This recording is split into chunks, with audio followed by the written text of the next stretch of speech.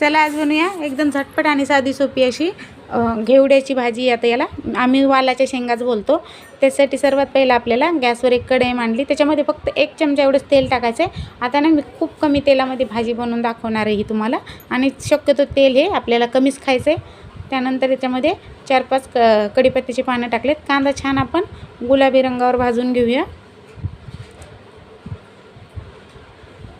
तर कांदा व्यवस्थित 3-4 मिनटासाठी गॅस फास्ट ठेवला मी आणि त्याच्यावर व्यवस्थित परतून घ्यायचा. तर इथे तुम्हाला दाखवते मी वालाच्या शेंगा ना बारीक अशा मला मस्त पाव किलो घेतलेल्या आहेत आणि कवळ्या भेटल्या होत्या.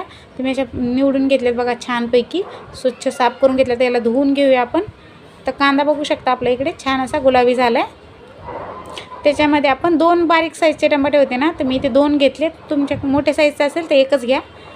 तर जास्त टमाटे टाकलं तर आंबट पण होते भाजी, त्यामुळं तुमच्या आवडीप्रमाणे तुम्ही घेऊ शकता.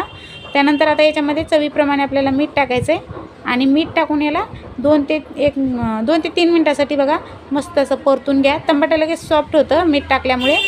तर आता याच्यात आपल्याला लाल तिखट टाकायचं आहे. तुमच्या आवडीने तुम्ही तिखट थोडंसं कमी जास्त करू शकता.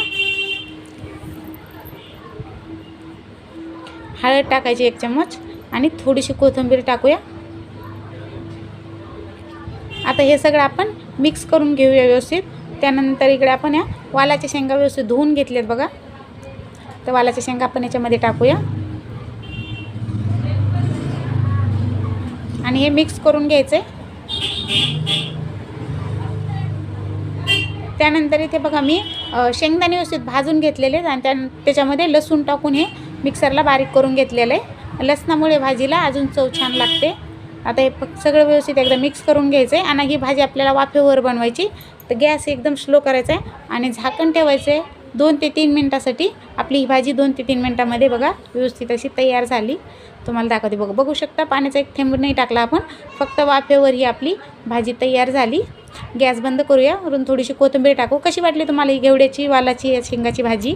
व्हिडिओ आवडला असेल तर लाईक करा, शेअर करा, सबस्क्राईब करा. धन्यवाद.